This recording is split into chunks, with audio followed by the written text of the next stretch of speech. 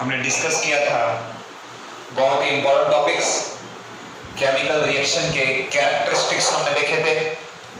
आज का जो टॉपिक्स है, इस टॉपिक में हम डिस्कस करेंगे how to write the chemical equation. Chemical equation को किस तरीके से लिखते हैं आज हम डिस्कस करेंगे। So the topic that we have selected right now, chemical equation. Chemical equation, chemical equation क्या होता है, इसके ऊपर आज हम डिस्कस करेंगे।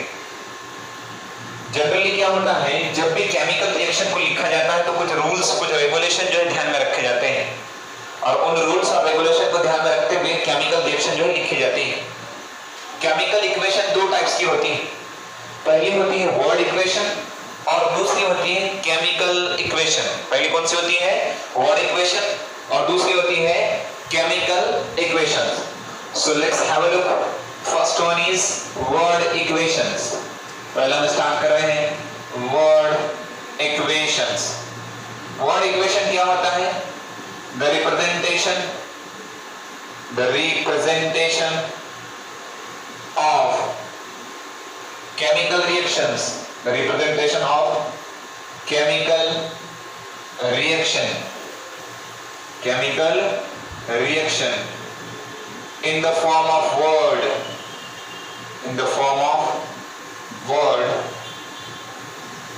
is called as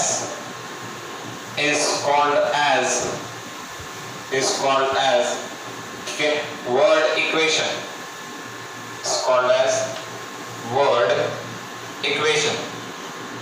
देखिए मैंने यहां पर डेफिनेशन लिखी है आपके सामने, the representation of chemical reaction. Representation कहते हैं उसको प्रेजेंट करना। किसको प्रेजेंट करना, केमिकल रिएक्शन को। कौन से फॉर्म के अंदर, वर्ड फॉर्म के अंदर।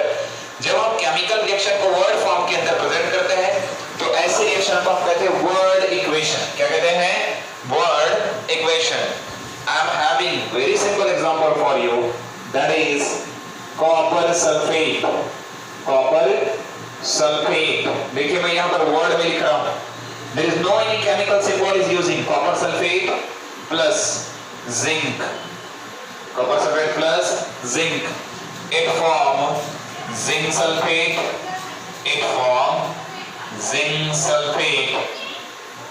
plus copper, zinc sulfate plus copper।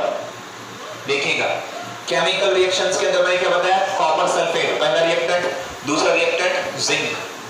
Product क्या बना है इसमें, जिंक सल्फेट प्लस कॉपर। अब हमेशा ध्यान में रखिएगा, for your kind informations, copper sulphate जो फॉर्म के अंदर होता है, अगर हमको किसी केमिकल रिएक्शन को मोर इंफॉर्मेटिव बनाना है, अगर हम ये चाहते हैं कि केमिकल रिएक्शन बहुत ज्यादा इंफॉर्मेटिव हो, तो उसके नीचे हमें कुछ नोटेशन लिखना होता है। सबसे पहले अगर कॉपर सल्फेट एक्वस फॉर्म के अंदर हो तो उसके नीचे लिखा जाता है ब्रैकेट में AQ। ब्रैकेट में AQ का मतलब होता है कि वो सब्सटेंस एक्वस फॉर्म के अंदर है, और एक्वस किसे कहते हैं, water containing substance is called as aqueous substance. अगर कोई सॉल्यूशन है, एक्वस सॉल्यूशन उसे कहते हैं जिसके अंदर वाटर मिला हुआ होता हो। The solution which contain water is called as aqueous solutions. याद रखिएगा, ब्रैकेट में AQ का मतलब होता है एक्वस, मतलब उसमें वाटर मिला हुआ। और इसी के साथ साथ दूसरा एक नोटेशन बता रहा हूं, ब्रैकेट में अगर S होता है तो इसका मतलब होता है सॉलिड। ब्रैकेट में अगर L होता है तो इसका मतलब होता है वो सब्सटेंस लिक्विड फॉर्म के अंदर है। ब्रैकेट में अगर G होता है तो इसका मतलब होता है सब्सटेंस गैस फॉर्म के अंदर है। ब्रैकेट में DIL अगर होता है तो समझ लेना सब्सटेंस डाइल्यूट फॉर्म के अंदर है।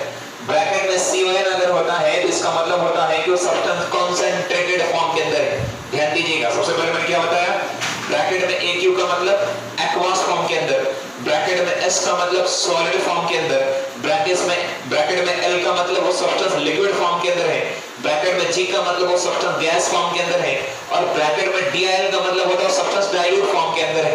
Then question is arise in your mind, what is mean by dilute substance, या डाइल्यूट सॉल्यूशन किसे कहते हैं। डाइल्यूट सॉल्यूशन कहते हैं ऐसा सॉल्यूशन जिसके अंदर मोर वाटर, क्या होता हो, ज्यादा वाटर होता हो, कम एसिड होता हो, ऐसे सॉल्यूशन को हम डाइल्यूट सॉल्यूशन कहते हैं। फॉर बीकर, मेरे पास में एक बीकर है और एक दूसरा बीकर मैंने लिया हूं। ध्यान से देखिएगा एग्जांपल्स को। बीकर ए मैं इसको नाम देता हूं, इसको नाम देता हूं बीकर बी। बीकर ए के अंदर, याद रखिएगा, बीकर ए के अंदर मैंने डाला हूं 75 ml water, 75 ml water. Percentage में भी अगर निकाले तो उतना ही। और इसके अंदर मैं डालता हूं हाइड्रोक्लोरिक एसिड HCl, कितने परसेंट, कितने ml, 25 ml। देखिए मैंने एसिड डाला हूं 25 ml, वाटर डाला हूं 75 ml। और एक चीज यहां पर ध्यान में रखना है, यहां पर एसिड का प्रोपोर्शन बहुत कम है, 25 ml आप देख रहे हैं, और वाटर का प्रोपोर्शन बहुत ज्यादा है। तो ऐसे सॉल्यूशन को कहते हैं डाइल्यूट सॉल्यूशन। और for your kind informations, dilute और कॉन्सेंट्रेटेड ये जो टर्म यूज किए जाते हैं सिर्फ एसिड के लिए यूज किए जाते हैं। किसके लिए यूज किए जाते हैं? एसिड के लिए ही डाइल्यूट या कॉन्सेंट्रेटेड यूज किया जाता है। अदरवाइज जो सॉल्ट सॉल्यूशन होते हैं उनके लिए डाइल्यूट और कॉन्सेंट्रेटेड यूज नहीं किया जाता है, उनके लिए एक्वा सॉल्यूशन, एक्वास का जो टर्म यूज किया जाता है। डाइल्यूट किसके लिए यूज किया जाएगा? सिर्फ एसिड के लिए। क्या बोला मैंने? डाइल्यूट और कॉन्सेंट्रेटेड सिर्फ एसिड के लिए टर्म यूज किए जाते हैं। एक्वास जो है ये सॉल्ट सॉल्यूशन होते हैं, जैसे कॉपर सल्फेट एक सॉल्ट सॉल्यूशन है, तो उनके लिए एक्वास होता है। तो डाइल्यूट सॉल्यूशन किसे कहेंगे? ऐसा सॉल्यूशन जिसमें वाटर का प्रोपोर्शन ज्यादा, एसिड का प्रोपोर्शन कम, ऐसे सॉल्यूशन को कहते हैं डाइल्यूट सॉल्यूशन। क्या कहते हैं? The solution in which more water less acid, the solution in which more water less acid is present, such a solution is called as dilute solution। ऐसे solution को हम क्या कहते हैं? Dilute solution.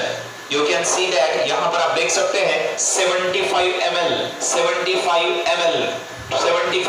वाटर लिया गया है, 25 ml क्या लिया गया है? एसिड लिया गया है। मोर वाटर, वाटर का प्रोपोर्शन ज्यादा, लेस एसिड, एसिड क्या यहां पर कम है, तो ऐसे सॉल्यूशन को हम कहते हैं डाइल्यूट सॉल्यूशन। क्या कहते हैं सॉल्यूशन को? Dilute solution. अब थोड़ा आगे बढ़ते हैं। देखिए बीकर 2, बीकर 2 में मैं क्या करता हूं, यहां पर मैंने एसिड लिया HCl, कितने ml लिया? 75 ml। याद रखिएगा बीकर 2 के अंदर मैंने एसिड लिया, हाइड्रोक्लोरिक एसिड लिया, कितने ml? 75 ml। और इसके अंदर मैंने वाटर ऐड किया 25 ml। कितने ml? 25 ml मैंने वाटर ऐड किया हूं और 75 ml मैंने एसिड ऐड किया हूं। 25 ml ये क्या था मैंने H2। अब देखिए यहां पर क्या हो चुका है, एसिड का प्रोपोर्शन ज्यादा है और वाटर का प्रोपोर्शन ज्यादा कम है, तो ऐसे सॉल्यूशन को कहते हैं कॉन्सेंट्रेटेड सॉल्यूशन। क्या कहते हैं उसे? Concentrated solution. कॉन्सेंट्रेटेड क्यों कह रहे हैं?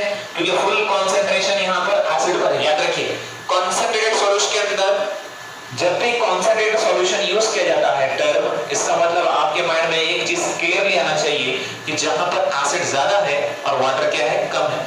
कॉन्सेंट्रेटेड सॉल्यूशन में फुल कॉन्सेंट्रेशन एसिड पर दिया जाता है। किस पर दिया जाता है? एसिड पर। कॉन्सेंट्रेटेड सॉल्यूशन मतलब मोर एसिड लेस वाटर। क्या बोला मैं? Concentrated solution means more acid less water, जहां पर एसिड ज्यादा हो और वाटर क्या हो? कम हो, ऐसे सॉल्यूशन को कहते हैं concentrated solution. Remember dear students, regarding the concentrate and dilute, one thing I want to tell you, concentrate हो या dilute हो, इनमें आपको डिफरेंस समझना बहुत ज्यादा जरूरी है। डाइल्यूट में ज्यादा पानी होता है, कम एसिड होता है, और कॉन्सेंट्रेटेड में ज्यादा एसिड होता है, कम पानी होता है। अब अगर आपसे कोई पूछे कॉन्सेंट्रेट के बारे में, यहां पर मैंने 75 ml जो है एसिड लिया, कितने ml लिया? 75 ml। अगर मैं 74 ml एसिड लूं और 26 ml वाटर लूं, स्टिल इज कॉन्सेंट्रेशन, अभी भी कॉन्सेंट्रेशन है, अभी भी कॉन्सेंट्रेटेड है। 70 ml HCl, 30 ml water, still is concentrated. 60 ml HCl, 40 ml water, still is concentrated. 55 ml HCl और 45 ml water, still is concentrated. याद रखिएगा 50 ml HCl और 50 ml वाटर हो तब क्या होगा? तब वो ना तो कॉन्सेंट्रेटेड है ना ही वो डाइल्यूट है, तब वो water containing solution is called as aqueous. क्या कहते हैं उसे? एक्वास कहते हैं।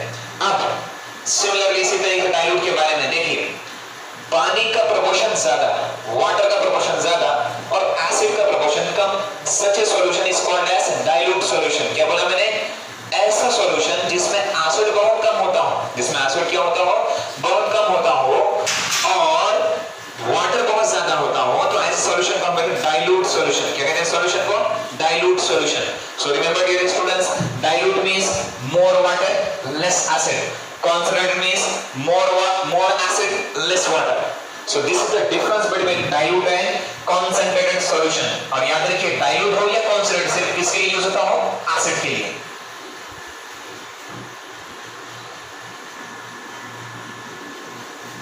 So क्या कहा था मैंने? डाइल्यूट और concentrated solution. डाइल्यूट किसे कहते हैं? ऐसा सॉल्यूशन जिसमें वाटर का प्रोपोर्शन ज्यादा होता हो, एसिड का प्रोपोर्शन कम होता हो. कॉन्सेंट्रेटेड कहते हैं जिसमें एसिड का प्रोपोर्शन ज्यादा, वाटर का प्रोपोर्शन कम. Dilute means more water less acid. once again listen carefully. dilute means more water less acid. concentrated means more acid less water. तो ये होता है डाइल्यूट और कॉन्सेंट्रेटेड. मैंने आपको क्लियर बताया हूं डाइल्यूट और कॉन्सेंट्रेटेड में क्या डिफरेंस होता है. अब देखिएगा, मैंने आपको सबसे पहले डर बताया था, ब्रैकेट में AQ अगर होता है तो समझ लेना सब्सटेंस एक्वस फॉर्म के अंदर. एक्वस फॉर्म किसे कहते हैं? Water containing solution is called as aqueous. मान लो कि मेरे पास में एक बीकर है और इसके अंदर मैंने कॉपर सल्फेट डाला, CuSO4 डाला. कौन से कलर में होता है CuSO4? ब्लू कलर में होता है. ओके, और इस सॉल्यूशन के अंदर वाटर प्रेजेंट है, H2O प्रेजेंट है, तो ऐसे सॉल्यूशन को कहते हैं aqueous solution. Water containing solution is called as aqueous solution. Solid तो आपको पता ही है, जो सॉलिड फॉर्म के अंदर लिक्विड, अगर वो लिक्विड फॉर्म के अंदर ब्रैकेट में L लिखते हैं और गैस फॉर्म के अंदर ब्रैकेट में G लिखते हैं. ब्रैकेट में DIL कब लिखते हैं? एसिड के लिए यूज होता है सिर्फ. याद रखिएगा क्या बोला मैंने? डाइल्यूट और कॉन्सेंट्रेटेड ये टर्म सिर्फ और सिर्फ एसिड के लिए यूज किए जाते हैं. किसके लिए यूज किए जाते हैं? अरे बोलो ना, किसके लिए यूज किए जाते हैं? एसिड के लिए. डाइल्यूट किसके लिए? एसिड के लिए. कॉन्सेंट्रेट किसके लिए? एसिड के लिए. डाइल्यूट कब यूज होता है? मोर वाटर लेस एसिड. कॉन्सेंट्रेट कब यूज होता है? मोर एसिड लेस वाटर. तो ये सारे टर्मिनोलॉजी आपको ध्यान में रखना है. आई होप आपको जो डाइल्यूट और कॉन्सेंट्रेट अच्छे से समझ में आया होगा. और जो मैंने आपको बताया कि जो इंफॉर्मेटिव किसी केमिकल रिएक्शन को अगर बनाना है तो नीचे उसके जो है ये नोटेशन जो है यूज किए जाते हैं.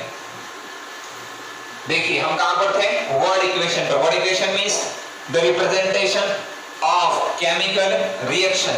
केमिकल रिएक्शन का ऐसा रिप्रेजेंटेशन कि जिसमें हम वर्ड के फॉर्म में उसको रिप्रेजेंट करते हैं. जैसे हम यहाँ पर वर्ड के फॉर्म में जो इसे रिप्रेजेंट कर रहे हैं, कॉपर सल्फेट प्लस जिंक, क्या बना? Zinc sulphate plus copper. Word के फॉर्म में कर रहे हैं.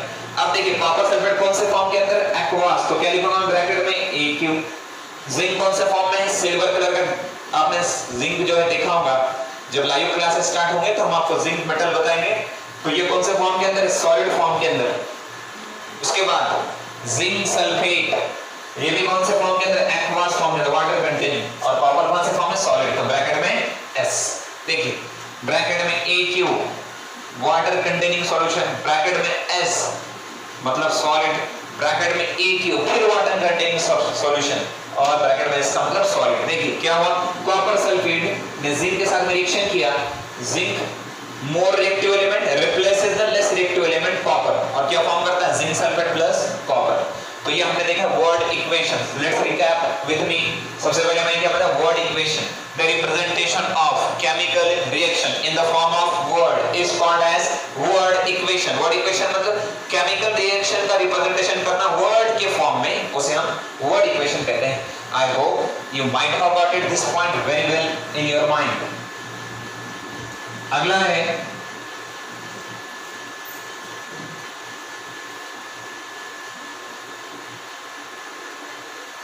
अभी हमने वर्ड इक्वेशन देखा है. अब हम डिस्कस करते हैं केमिकल इक्वेशन के बारे में. देखिए यहां पर हेडिंग है केमिकल इक्वेशन. अब केमिकल इक्वेशंस में सबसे पहले मैंने आपको बताया दो टाइप्स की, वर्ड इक्वेशन और दूसरी होती है केमिकल इक्वेशन. वर्ड इक्वेशन हमने देखा, अब केमिकल इक्वेशन. केमिकल इक्वेशन क्या होती है इसको जानने की कोशिश करते हैं. हम डिफाइन करने की कोशिश कर रहे हैं कि what is chemical equation. Chemical equation क्या होती है? The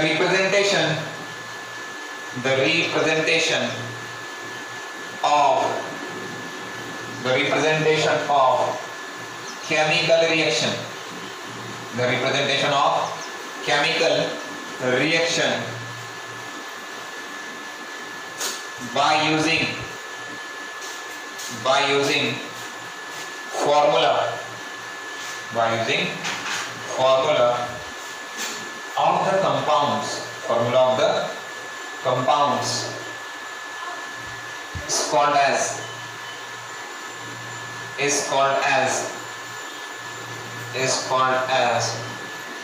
chemical equations. Is called as chemical equation. Is called as chemical equations. Is called as chemical equation. देखिए, the representation of chemical reaction का ऐसा रिप्रेजेंटेशन by using formula, किसका use करके? फॉर्मूले का यूज करके is called as chemical reactions. chemical equation मतलब क्या है? जिसमें हम केमिकल फॉर्मूले का सिंबल्स का यूज करते हो. किसका यूज करते हो? केमिकल फॉर्मूला और सिंबल का यूज करते हो, तो ऐसे इक्वेशन को कहते हैं chemical equation. I am having very simple example for you, that is copper sulfate CuSO4 plus zinc Zn. क्या देगा ये? देखिए, कॉपर सल्फेट सिंबल के फॉर्म में है, कंपाउंड मॉलिक्यूलर फार्मूला जो है इसका CuSO4 का, उसके फॉर्म में लिखा है जिंक, सिंबल लिखा गया है. क्या फॉर्म होगा इससे? Zinc sulphate. This zinc will react with sulphate और क्या फॉर्म करेगा? Zinc sulphate plus copper. कौन से टाइप की रिएक्शन है? डिस्प्लेसमेंट रिएक्शन है. ओके, हम आगे टाइप्स ऑफ रिएक्शन में आपको डिटेल में बताऊंगा, लेकिन अभी आपको क्या समझना है? केमिकल इक्वेशन किसे कहते हैं? देखिए, केमिकल इक्वेशन मतलब जिसमें केमिकल फॉर्मूला या सिंबल का यूज किया जाता हो, ऐसे रिएक्शन को हम केमिकल इक्वेशन कहते हैं. क्या कहते हैं? The reaction in which symbols of elements और formula of the compounds are used, such a reaction is called as chemical equations. ऐसी इक्वेशन को हम क्या कहते हैं? केमिकल इक्वेशन कहते हैं. Example CuSO4 plus zinc. Example क्या है? CuSO4 plus zinc. प्रोडक्ट क्या बना? Zinc sulphate plus copper. फिर मैंने आपसे कहा था कि अगर हम ये चाहते हैं कि किसी रिएक्शन को बहुत इंफॉर्मेटिव बनाना, ध्यान से सुनिएगा, अगर हम ये चाहते हैं कि किसी रिएक्शन को बहुत इंफॉर्मेटिव बनाना, तो क्या होगा इसके लिए? अरे बोलो ना, अगर हम ये चाहते हैं किसी रिएक्शन को बहुत इंफॉर्मेटिव बनाना, तो उसके लिए हम क्या करते हैं? उसके नीचे कुछ टर्म यूज करते हैं. कौन कौन से? जैसे कॉपर सल्फेट एक्वस फॉर्म के अंदर है, तो क्या लिखेंगे उसमें? AQ. जिंक कौन से फॉर्म के अंदर? सॉलिड फॉर्म के अंदर, तो ब्रैकेट में क्या लिखेंगे? S. जिंक सल्फेट कौन से फॉर्म के अंदर? एक्वस फॉर्म के अंदर, क्या लिखेंगे? AQ. कॉपर कौन सा फॉर्म है? सॉलिड, तो ब्रैकेट में S लिखेंगे. Got it? केमिकल इक्वेशन क्या है? Let's recap with me. सबसे पहले मेरे साथ में रिवाइव कीजिएगा. द रिएक्शन इन व्हिच, या आप ऐसे भी कह सकते हैं, the representation of chemical reaction in the form of formula और symbol of the elements is called as chemical equation. Chemical equation मतलब जिसमें सिंबल्स और फॉर्मूले का यूज करके केमिकल रिएक्शन को रिप्रेजेंट किया जाता हो, ऐसे रिएक्शन को हम कहते हैं केमिकल, अरे बोलो ना, केमिकल इक्वेशंस. क्या कहते हैं उसे? Chemical equations. अब और एक इंपॉर्टेंट चीज बता रहा हूं, केमिकल रिएक्शंस के अंदर ध्यान दो. केमिकल रिएक्शंस के अंदर जो राइट हैंड साइड होता है, याद रखिए, जिसको हम राइट हैंड साइड कहते हैं, इस साइड का, ये होता है हमारा रिएक्टेंट. ये क्या होता है? हमारा रिएक्टेंट. क्या होता है? ये रिएक्टेंट होता है. क्या बोला मैंने? केमिकल रिएक्शन के अंदर, केमिकल रिएक्शन के अंदर जो लेफ्ट हैंड साइड आप देख रही है, राइट हैंड साइड जो आपको आपके लिए राइट हैंड साइड है, तो यहां पर होता है रिएक्टेंट. आप बोलेंगे सर रिएक्टेंट किसे कहते हैं? एग्जांपल दे रहा हूं, बहुत ही सिंपल है. आपने कंप्यूटर के अंदर 2+2 लिखा, 2+2. देखिए, कंप्यूटर के अंदर आपने क्या करा? 2+2. क्या होगा? इनपुट. क्या है? इनपुट. कंप्यूटर क्या करता है? इसके बाद प्रोसेस करता है और आंसर क्या देगा आपको? 4 देगा. तो ये होगा आउटपुट. ये क्या होगा? आउटपुट. क्या देगा? क्या बोला मैं? कंप्यूटर के अंदर आपने 2+2 डाला, जो आपने कंप्यूटर के अंदर 2+2 डाला, ये इनपुट, और जो 4 मिला वो आउटपुट. सिमिलरली इसी तरीके से जब भी किसी केमिकल रिएक्शन के अंदर जो चीज हम इन्वेस्ट करते हैं, जो चीज हम क्या करते हैं? इन्वेस्ट करते हैं. जो चीज हम क्या कर रहे हैं? इन्वेस्ट कर रहे हैं, तो उसे हम क्या कहते हैं? रिएक्टेंट कहते हैं। उसे हम क्या कहते हैं? रिएक्टेंट। और जो चीज हमको गेन होती है केमिकल रिएक्शन होने के बाद में, जो चीज हमको गेन होती है उसे हम प्रोडक्ट कहते हैं। उसे हम प्रोडक्ट कहते हैं। एक और सिंपल एग्जांपल दे रहा हूं, जैसे फार्मर, अगर आपके फादर अगर फार्मर है तो in the month of June के मंथ के अंदर फादर क्या करते हैं? पेरनी करते हैं। तो फादर ने जो पेरनी की है वो इनपुट हो गया, और 4 महीने के बाद में अगर फादर ने सोयाबीन डाला है तो उनको soybean as a output, as a production उनको जो है मिलेगा। कपास डाला है तो कपास मिलेगी। तो इसी तरीके से केमिकल रिएक्शन के अंदर जो चीज हम जिसे हम इनपुट के तौर पर हम डाल रहे हैं, जो चीज हम इनपुट के तौर पर हम जो इंड्यूस कर रहे हैं उसे हम कहते हैं रिएक्टेंट। क्या कहते हैं उसे? रिएक्टेंट। और जो चीज हमको गेन हो रही है केमिकल रिएक्शन होने के बाद में वो होता है प्रोडक्ट। क्या होता है? प्रोडक्ट। एग्जांपल क्या दिया था मैंने, ध्यान में रखिएगा। कंप्यूटर के अंदर 2 + 2 डाला, इनपुट। कंप्यूटर ने क्या किया? उसको प्रोसेस किया और आप आंसर किया 4 आउटपुट। जो 4 आंसर दिया वो आउटपुट है। बिल्कुल इसी तरीके से केमिकल रिएक्शन के अंदर जो सब्सटेंस हम इंटर करते हैं, इंड्यूस करते हैं, डालते हैं, इन्वेस्ट करते हैं, क्या करते हैं? इन्वेस्ट करते हैं, उसके बाद में जो हमको मिलता है वो होता है हमारा आउटपुट। और एग्जांपल दे रहा हूं, जैसे आपको बिजनेस स्टार्ट करना चाहते हो, जैसे if you want to start a grocery shop, किराने की दुकान चालू करना चाहते हो, तो पहले क्या करना पड़ेगा? आपको पैसे कलेक्ट करके उसके लिए आपको इनपुट डालना पड़ेगा। सबसे पहले इन्वेस्ट करना पड़ेगा। आप इन्वेस्ट करोगे, जैसे आप इन्वेस्ट करोगे कुछ दिनों बाद आपको उसका प्रॉफिट मिलेगा। बिल्कुल इसी तरीके से केमिकल रिएक्शन के अंदर जो सब्सटेंस हम डालते हैं उसे हम रिएक्टेंट कहते हैं, और जो सब्सटेंस हमको गेन होता है केमिकल रिएक्शन होने के बाद में उसे हम प्रोडक्ट कहते हैं। क्या कहा मैंने? केमिकल रिएक्शन के अंदर जो सब्सटेंस को हम एंटर कर रहे हैं, जो हम सब्सटेंस इन्वेस्ट कर रहे हैं उसे हम रिएक्टेंट, और जो हमको गेन हो रहा है उसे हम प्रोडक्ट कहते हैं। और for your kind informations in the chemical reactions, for your kind information in the chemical reaction, if more than 2 substances, क्या बोला मैं? अगर केमिकल रिएक्शन के अंदर एक या एक से ज्यादा जो है सब्सटेंसेस होते हैं, 2 या 2 से ज्यादा सब्सटेंसेस होते हैं, तो उनके बीच में प्लस का सिंबल यूज किया जाता है। आप देख सकते हैं, देखिए प्लस का सिंबल लगाया जा रहा है। यहाँ प्लस का सिंबल डॉक्टर से रिलेटेड नहीं, याद रखिएगा। यहाँ प्लस मतलब 2 सब्सटेंस को बीच में रखा गया है। ये बाउंड्री है, जिंक अलग है, कॉपर सल्फेट अलग है। एग्जांपल दे रहा हूं, इंडिया पाकिस्तान के बीच में बॉर्डर रहती है, बिल्कुल उसी तरीके से यहाँ पर जिंक एक अलग सब्सटेंस है, कॉपर सल्फेट अलग सब्सटेंस है। तो इन 2 सब्सटेंस को बताने के लिए बीच में प्लस का सिंबल यूज किया जाता है। केमिकल रिएक्शन को लिखने के लिए बहुत सारे रूल्स का यूज किया जाता है। उसमें सबसे पहला रूल्स क्या बताया मैंने? एट फर्स्टली, सबसे पहला रूल्स, रिएक्टेंट हमेशा लेफ्ट हैंड साइड में लिखा जाएगा, और ये भी बताया मैंने आपको कि प्रोडक्ट हमेशा राइट हैंड साइड में लिखा जाता है। दूसरा रूल ध्यान में रखो, 2 सब्सटेंस के बीच में प्लस का सिंबल यूज किया जाता है। क्या बोला मैंने? यस बोलिए बेटा। 2 सब्सटेंस के बीच में प्लस का सिंबल यूज किया जाता है रिएक्टेंट में।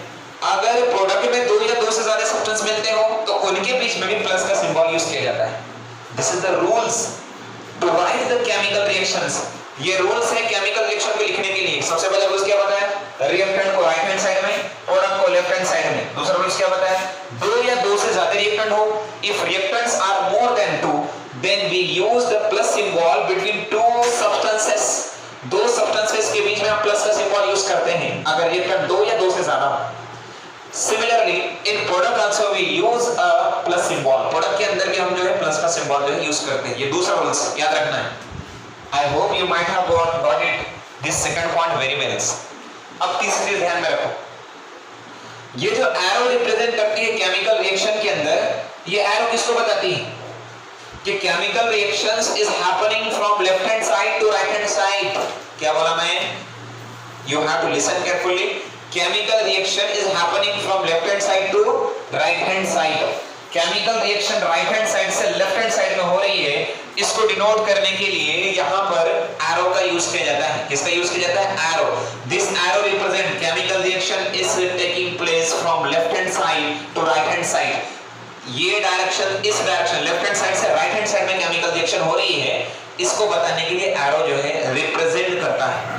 कॉपर सल्फेट प्लस जिंक आपस में कंबाइन हो रहे हैं और बना रहे हैं जिंक सल्फेट प्लस कॉपर। तो लेफ्ट हैंड साइड से राइट हैंड साइड में जो है केमिकल रिएक्शन हो रही है, इसके लिए एरो रिप्रेजेंट करता है। कितने चीज बताया मैंने आपको? 3 चीज। पहले क्या बताया? सबसे पहले कि अगर दो या दो से ज्यादा सब्सटेंस होते हैं, नहीं पहले ये नहीं बताया था, पहला पॉइंट क्या बताया था कि रिएक्टेंट को हमेशा राइट हैंड साइड में, प्रोडक्ट को हमेशा लेफ्ट हैंड साइड में। रिएक्टेंट मतलब जो हम चीज इन्वेस्ट कर रहे हैं, रिएक्टेंट जो चीज हमको गेन हो रही है वो प्रोडक्ट। फिर दूसरी चीज क्या बताया, दो या दो से ज्यादा सब्सटेंस अगर होते हैं, दो या दो से ज्यादा अगर सब्सटेंस होते हैं रिएक्टेंट के अंदर, तो उनके बीच में प्लस का सिंबल। इसी तरीके से यहां पर देख सकते हैं आप, अगर दो या दो से ज्यादा सब्सटेंस प्रोडक्ट में मिलते हैं तो उनके बीच में भी प्लस का सिंबल। ये दूसरा रूल्स बताया मैंने आपको।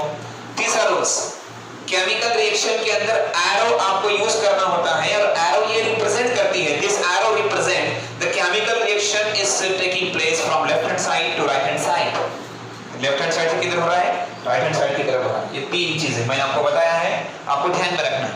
उसके बाद ये तीन चीज के साथ साथ आपको और कुछ जो है इंपॉर्टेंट चीज मैं जो है अभी आप चौथी चीज बताने जा रहा हूं, ध्यान से ये देखिएगा। ओके, बहुत इंपॉर्टेंस है, याद रखिएगा।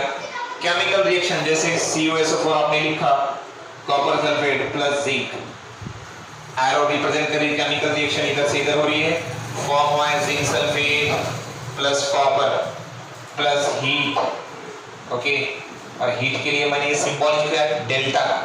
आपको ये जो ट्रायंगल वाला जो सिंबल लिखा है, ट्रायंगल नहीं है, इसे कहते हैं डेल्टा। केमिस्ट्री के अंदर इसे कहते हैं डेल्टा। और remember dear students, this delta represent for heat. किसके लिए रिप्रेजेंट करता है, हीट के लिए रिप्रेजेंट करता है। एग्जांपल दे रहा हूं, जैसे बीजेपी पार्टी, क्या सिंबल है उनका, इलेक्शन का कमल है ना, ऐसे कांग्रेस का पंजा। तो ऐसे हीट जब रिलीज होती है तो उसके लिए सिंबल यूज किया जाता है, कौन सा, डेल्टा।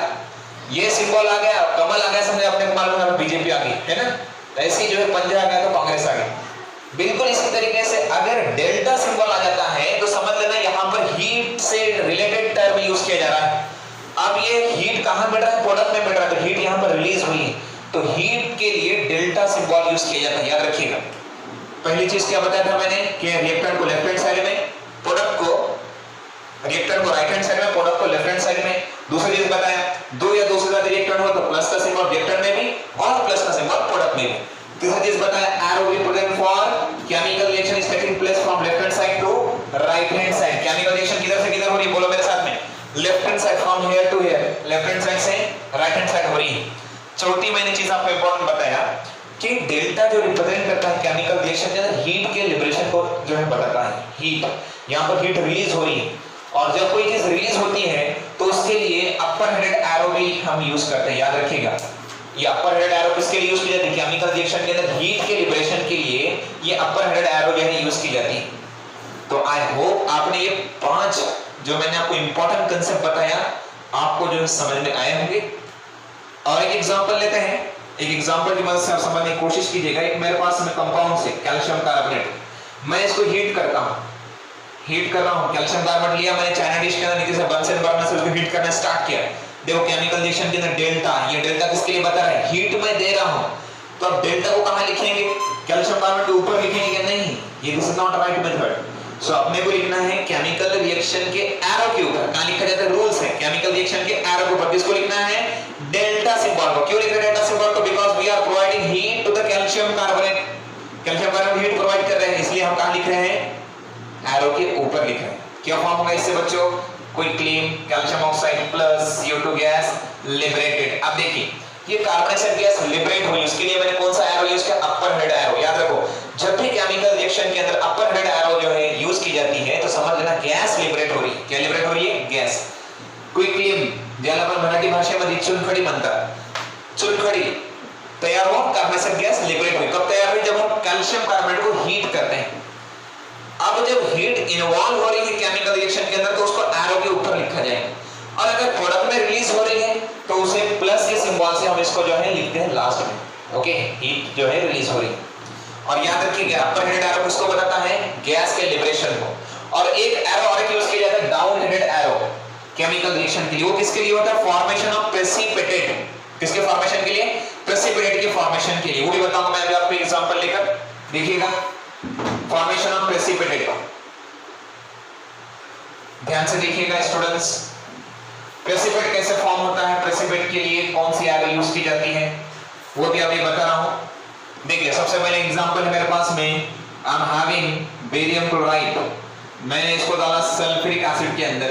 आप जानते हैं सल्फ्यूरिक एसिड का मॉलिक्यूलर फार्मूला H2SO4 होता है। देखिए ये दो आयंस के अंदर टूटेगा, कौन कौन से, barium plus ions plus chlorine minus ions. Sulphuric acid भी दो आयंस में टूटेगा, plus hydrogen plus ions plus sulphate minus ions.